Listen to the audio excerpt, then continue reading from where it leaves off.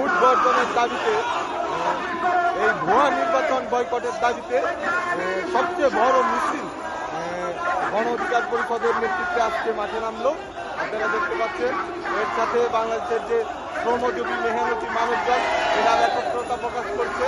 এবং মিছিল যে সব এলাকা দিয়ে প্রদক্ষিণ করছে বিশাল জনগণ তাদেরকে